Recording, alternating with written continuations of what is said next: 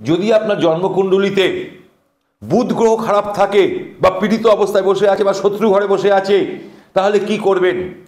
ছোট্ট উপায় আপনাদেরকে আমি বলছি। কারণ বুধ যদি ঠিক না থাকে, আপনার বিকাশ, বুদ্ধির বিকাশ হবে না। আপনি উল্টো পাল্টা জায়গায় ইনভেস্ট করে ফেলবেন, চটজলদি কারোর সাথে খারাপ রিলেশন করে ফেলবেন।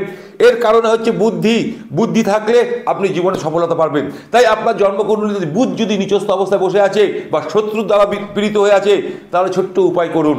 প্রতি বুধবার দিন বা প্রতিদিন স্নান করার সময় এলাচ, 3-4টে এলাচ বা এলাচের গুঁড়ো আপনার জলের বালতির মধ্যে ফেলে আপনি স্নান করুন।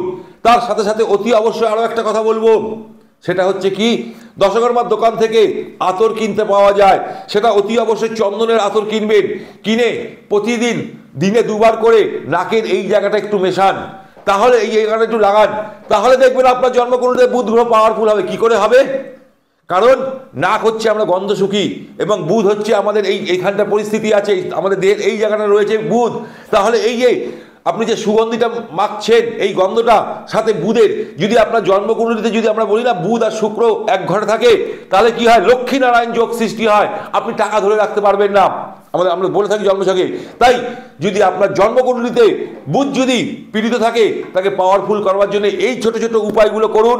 দেখবেন আপনি বিশাল উপকার পাবেন এবং আপনার বুদ্ধির বিকাশ হবে, ব্যবসাও ভালো চলবে। যারা ডিজিটাল মার্কেটিংয়ের সাথে যুক্ত, যারা প্রবচন দেয়, প্রবচনের সাথে যুক্ত, বা যারা ট্যুর অ্যান্ড ট্রাভেলসের সাথে যুক্ত, কমিউনিকেশনের সাথে যারা যুক্ত, তারা এইটা উপায়টা করে দেখুন, তাদের অতি অবশ্যই ব্যবসা ভালো যাবে।